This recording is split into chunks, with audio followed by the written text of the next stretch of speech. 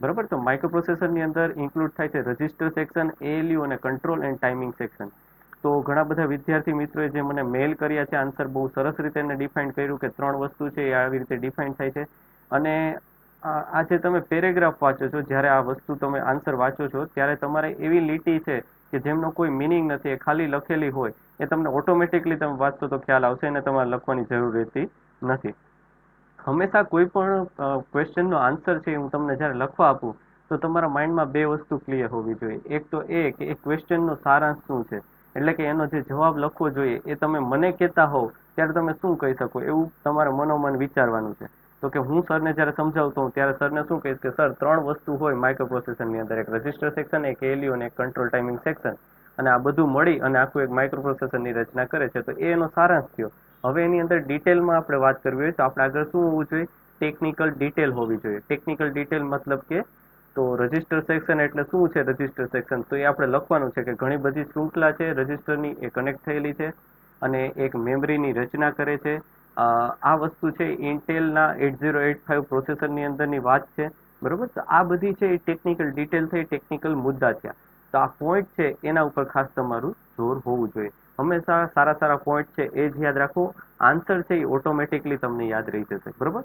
તો અહીંયા જે વસ્તુ હતી આ મેઇન 3 પોઈન્ટ હતા. બરોબર. સ્ટાર્ટિંગના જે 3 પોઈન્ટ હતા, જે તમે જોવો છો રજિસ્ટર સેક્શન, એએલયુ અને કંટ્રોલ ટાઈમિંગ. ત્યાર પછી આ ફિગર છે એ પણ અહીંયા મેઇન બને છે, કારણ કે એ આપણને ઘણું બધું સૂચવી જાય છે કે આવી રીતે 3 વસ્તુ કનેક્ટેડ હોય છે, ઇન્ટરકનેક્ટેડ. બરોબર. અને અહીંયા આવી રીતે 2 બસ આવેલી હોય છે, એડ્રેસ બસ અને ડેટા બસ, અને એક ત્રીજી બસ કે જે કંટ્રોલ કરવાનું કામ કરે છે એનું નામ છે કંટ્રોલ બસ. તો ટોટલ 3 બસ અને આવી રીતે 3 સેક્શનની અંદર તમે ફિગર ડ્રો કરશો તો ખૂબ જ સારી રીતે તમારો આન્સર છે એ રિપ્રેઝેન્ટ થાય છે. ત્યાર પછી તમારે રજિસ્ટરની અંદર થોડુંક લખી શકો છો કે રજિસ્ટર છે એ 8 બીટનો પણ હોઈ શકે છે, 16 બીટનો હોઈ શકે છે. અને રજિસ્ટર છે એ અહીંયા તમને મેમરી પ્રોવાઈડ કરે છે. બરોબર. તો માઇક્રોપ્રોસેસરની મેમરી છે એ રજિસ્ટરની સંખ્યા ઉપર ડિપેન્ડન્ટ છે. બરોબર. એના પર આધાર રાખે છે. ત્યાર પછી આપણે જોયું હતું કે આરિથમેટિક એન્ડ લોજિક યુનિટ. તો એની અંદર અહીંયા તો જોશો તમે તો ખૂબ જ 3 લીટીની અંદર આન્સર આપ્યો, પણ આપણે ખૂબ જ સરસ રીતે સમજ્યું હતું કે આરિથમેટિક એટલે કે ગાણિતિક પ્રક્રિયાઓ, જેવી કે સરવાળો, બાદબાકી, ગુણાકાર, ભાગાકાર. અને લોજિકલ, બરોબર, આરિથમેટિક એટલે ગાણિતિક પ્રક્રિયા, અને લોજિકલ યુનિટ એટલે કે કેવી પ્રક્રિયા કે જ્યાં લોજિકલ પ્રક્રિયા થતી હોય. લોજિકલ પ્રક્રિયા મતલબ કે and gate, or gate, not gate, XOR. તો આવા બધા પ્રકારના જે ગેટ ઓપરેશન છે એ શિફ્ટિંગ ઓપરેશન, રોટેટિંગ ઓપરેશન, તો આવા બધા ઓપરેશન્સ પરફોર્મ અહીંયા આપણે કરી શકીએ છીએ. ત્યાર પછી આવ્યું હતું કે કંટ્રોલ એન્ડ ટાઈમિંગ. તો કંટ્રોલ એન્ડ ટાઈમિંગ માટે આપણે જોયું હતું કે માઇક્રોપ્રોસેસર છે એ બધું જ કામ કરી શકશે, એ વાત બરોબર છે, પણ એને પર્ટિક્યુલર ટાઈમે આપણે અલગ અલગ સેક્શનને સારા સારા કમાન્ડ આપવા પડશે કે હવે ભાઈ તું મેમરી રીડ કર, હવે તું મેમરી રાઇટ કર. તો આ જે બધા કમાન્ડ છે એ કમાન્ડ આપવાનું કામ કોણ કરે છે? Control signals. અને કંટ્રોલ સિગ્નલ્સ અને આ બધી જે કાર્યપ્રણાલી તમે જોઈ ગયા એ વસ્તુ કઈ રીતે કોના રેફરન્સમાં કામ કરશે? તો કે પર્ટિક્યુલર ટાઈમના રેફરન્સમાં કામ કરશે. જેમ આપણો ટાઈમ હોય છે કે 8 વાગે છે સ્કૂલે જવાનું છે, 2 વાગે સ્કૂલેથી ફરી આવશું, 2 થી 3 આરામ કરશું, 3 થી 5 હોમવર્ક કરશું.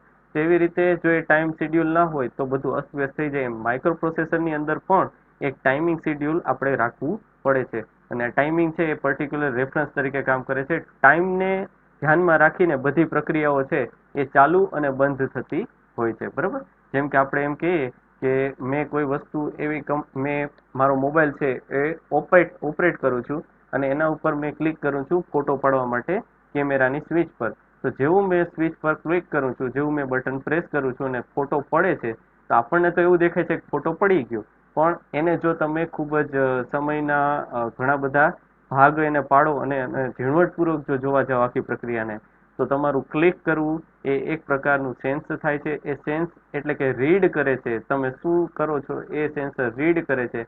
એ રીડ કરેલી વસ્તુને ક્યાં ટ્રાન્સફર કરશે? મેમરીમાં, પ્રોસેસરમાં. ત્યાંથી જે તે વસ્તુ છે એ કમાન્ડ આપશે કોને? તો કે કેમેરાના સેન્સરને. કેમેરાને કહેશે કે અત્યારે જે વસ્તુ આવે છે એને કેપ્ચર કરો. એ કેપ્ચર થયેલી માહિતી પાછી મેમરીમાં સ્ટોર થશે અને સ્ટોર થયેલી માહિતી પાછી રીડ થઈને તમારી સ્ક્રીન ઉપર ડિસ્પ્લે થશે. તો આ જે બધી ઘણી બધી ઘટનાઓ છે એ ફ્રિક્શન ઓફ સેકન્ડની અંદર તમારી સમક્ષ ઘટી જતી હોય છે, અને આપણને સ્ક્રીન ઉપર એવું બધું દેખાતું નથી, પણ આપણને શું દેખાય છે? તો કે ફોટો પડી ગયો. તો તમે સમજી શકો છો કે ટાઈમિંગનું ઘણું મહત્વ છે. જેટલો સમય ઝીણવટપૂર્વક લેવામાં આવે એટલી સ્પીડ છે એ વધી જતી હોય છે. બરાબર. તો એની અંદર આપણે જે મુદ્દા છે એ બધા લખવાના છે. અહીંયા તમને આપેલા છે એ પણ થોડું વાંચવું, અને તમને જે તમારી રીતે સ્વતંત્ર માઇન્ડમાં જે કંઈ પણ સારા વિચાર આપણે જે સમજ્યા છીએ એમને પણ થોડુંક ઉતારવાનો ટ્રાય કરવી તમારી બુક ઉપર, જેથી કરીને તમારી અંદર રહેલી મૌલિકતા છે એ સારી રીતે વિકસી શકે.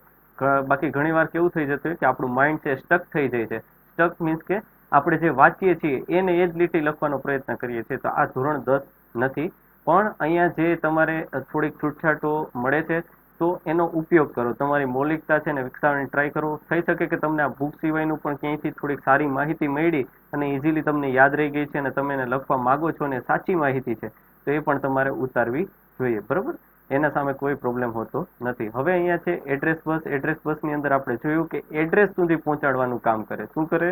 એડ્રેસ સુધી પહોંચાડવાનું કામ કરે.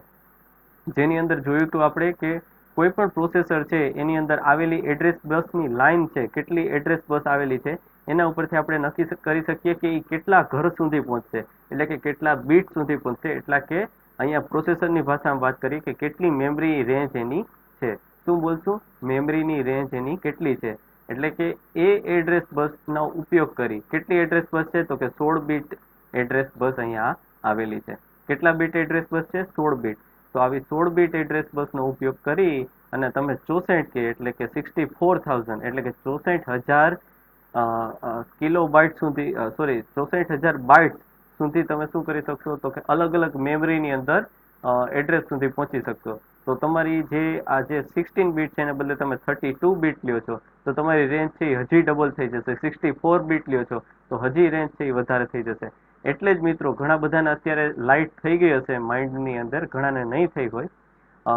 અહીંયા જે 64 બીટ તમે લખી દો તો એનો મતલબ એ થાય કે આપણા જે લેપટોપની અંદર આપણે એમ બોલીએ છીએ કે મારી સિસ્ટમ છે એ 32 બીટની છે, અથવા તો આપણે એમ બોલીએ કે મારી સિસ્ટમ છે એ 64 બીટની છે.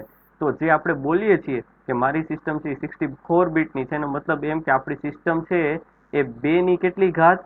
64 ઘાત કરવાની, અને જે તમને જવાબ મળે છે કેલ્સીની અંદર એ જવાબ સુધી તમારી મેમરીમાં એ એક સમયના એક ભાગની અંદર શું કરી શકશે? તો કે ઓપરેશન્સ છે એ પરફોર્મ કરી શકશે. તો that is a very good task. બરાબર, એ ખૂબ જ સારી વસ્તુ છે અને એ આપણે અહીંયા જોવાની રહે છે. બરાબર, તો હવે આપણે એની અંદર પાછું ડિટેલની અંદર થોડુંક વાત કરીશું કે ડેટા બસ અને કંટ્રોલ બસ આપણે જોયું હતું. તો ડેટા બસ એટલે શું? તો કે ડેટા બસ એટલે કે ડેટાને એક જગ્યાએથી બીજી જગ્યાએ લઈ જવાનું કામકાજ કરે છે. તો ડેટા બસ છે એની અંદર આપણે જોયું હતું કે 8 બીટની ડેટા બસ આવેલી છે અને એક સમયે એ કેટલું મેક્સિમમ કેરી કરી શકે છે? તો કે 8 બીટ ડેટા બસનો ડેટા છે એક જગ્યાએથી બીજી જગ્યાએ બાય ડાયરેક્શનલ હોય છે, એક જગ્યાએથી બીજી જગ્યાએ જઈ શકતી હોય છે. જ્યારે આ એડ્રેસ બસ છે એ આપણી બસ કેવી છે? તો કે યુનિ ડાયરેક્શનલ. બરાબર, આ વસ્તુ હું તમને કદાચ કહેવાનું ભૂલી ગયો હોઈશ, તો આ વસ્તુ એક ખાસ યાદ રાખજો કે એડ્રેસ બસ છે એ કેવી બસ છે? તો કે યુનિ ડાયરેક્શનલ. યુનિ એટલે કે એક તરફી અને ડાયરેક્શનલ એટલે દિશા. તો યુનિ ડાયરેક્શનલનો મતલબ થાય એક તરફની દિશામાં જ જનારી હોય છે. બરાબર, એટલે જો એ ઓમ એન્જિનિયરિંગ કોલેજથી તમે એડ્રેસ બસને છોડો તો એ જુનાગઢ સુધી જ આવશે. બરાબર, એ જુનાગઢથી પાછી ઓમ નહીં જાય. એવી જ રીતે જો જુનાગઢથી એને છોડો તો એ એડ્રેસ ક્યાં સુધી પહોંચશે? ઓમ સુધી પહોંચશે. ઓમથી પાછી જુનાગઢ નહીં આવે. જ્યારે ડેટા બસનું કામ શું હોય છે? તો કે જ્યાંથી નીકળી છે ત્યાંથી જઈને પાછું ત્યાં આવવાનું કામ પણ કરે છે. એટલે કે એ ઓમથી જુનાગઢ પણ જાય, જુનાગઢથી ઓમ પણ જાય. બરાબર, તો આવી રીતે કંઈક જે એની મિકેનિઝમ હોય છે પ્રોસેસર ઉપર જ્યારે કાર્ય થતું હોય એ રીતે જોવામાં આવે છે. એટલે એનું નામ છે એ બાય ડાયરેક્શનલ બસ તરીકે ડેટા બસને ઓળખવામાં આવે છે, યુનિ ડાયરેક્શનલ તરીકે એડ્રેસને. કંટ્રોલ બસ છે એમની અંદર ઘણા બધા અપવાદ છે. ઘણી જગ્યાએ એને યુનિ ડાયરેક્શનલ કહે છે, ઘણી જગ્યાએ એને બાય ડાયરેક્શનલ કહે છે, પણ આપણે એનો ઉલ્લેખ કરવાની ખાસ કંઈ જરૂર રહેતી નથી. કંટ્રોલ બસની અંદર આપણે કીધું એમ કે કંટ્રોલ બસનું કામ શું છે? તો કે કંટ્રોલ સિગ્નલ છે એને સમયે અલગ અલગ જગ્યા પર મોકલવા. જ્યાં જરૂર હોય ત્યાં કંટ્રોલ સિગ્નલ્સ છે એમને મોકલે છે અને આ કંટ્રોલ સિગ્નલ્સ થ્રુ અલગ અલગ જે આપણા પાર્ટ છે એને એક્ટિવ તથા ડીએક્ટિવ કરવાનું કામ કરતા હોય છે. બરાબર, તો ધારો કે હું એવું કહું કે ફોટો પાડવો તો સેન્સર છે એને એક્ટિવ કરવું કેમેરાનું, એ કંટ્રોલ બસનું કામ છે. સેન્સરમાંથી ફોટાને લઈ લેવો એવો કમાન્ડ આપવું એ કંટ્રોલ બસનું કામ છે. તમારી સ્ક્રીન ઉપર પિક્ચર છે એ પ્લે કરવું, તમારી સ્ક્રીન ઉપર શું કરવું? કોલર ટ્યુન છે એ પ્લે કરવી. તો આ બધા જે પ્લે, પુશ, સ્ટોપ આવા જે કંઈ પણ કમાન્ડ આપવા લાગે છે એ બધા one type of control signals જ કહી શકો છો. બરાબર. અને સાથે મેં તમને કીધું એમ કે આપણે એક વાત કરી હતી કે આઈઓ ડિવાઇસીસ જ્યાં લખેલું આવે તો એનો મતલબ થાય ઇનપુટ ઓર આઉટપુટ ડિવાઇસીસ, કે જેમાં ઘણી બધી વસ્તુ ઇન્ક્લુડ થાય.